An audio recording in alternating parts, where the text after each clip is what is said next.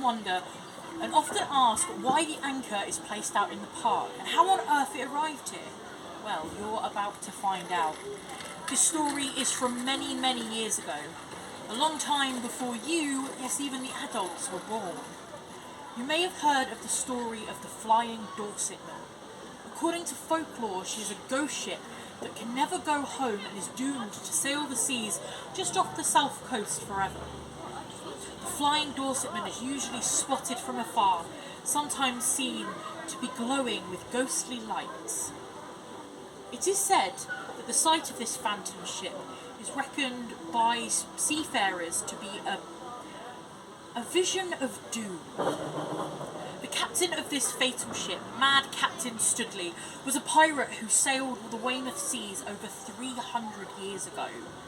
His crew was made up of the most scurvy team of ragbags ever known in Weymouth.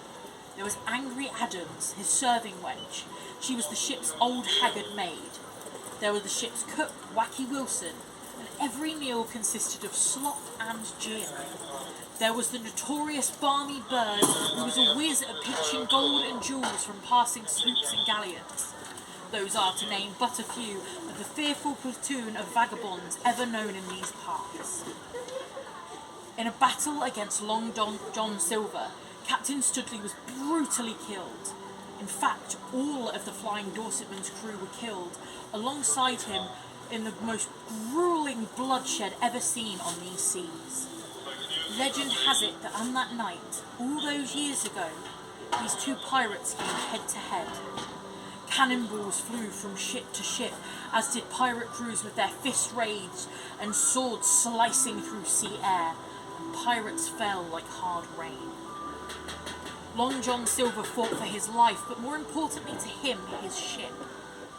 With one final blow to his enemy, Captain Studley fell from the ship, grabbing its famous blue anchor and tried to save himself, but the anchor fell in with him too. The chain was damaged from cannon fire, and so Captain Studley was finally dragged to the bottom of the ocean as the anchor, the ship, and the crew made its fateful journey to Davy Jones's locker. A few years passed, and the activities of that evil night had died down and become news of yesteryear. A passer-by who was walking along the seashore came upon a mysterious gleaming rock. But on closer inspection, and with a little bit of digging, the fellow unveiled a giant blue anchor.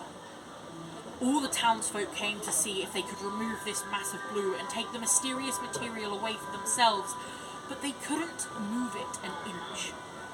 And that's why it's here today.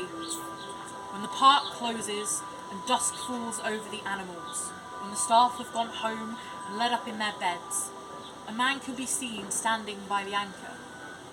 The man is Captain Studley, awake and ready to return to the Flying Dorsetman to find his ghostly, ghastly crew and to set sail and search the seas seeking revenge upon his enemies.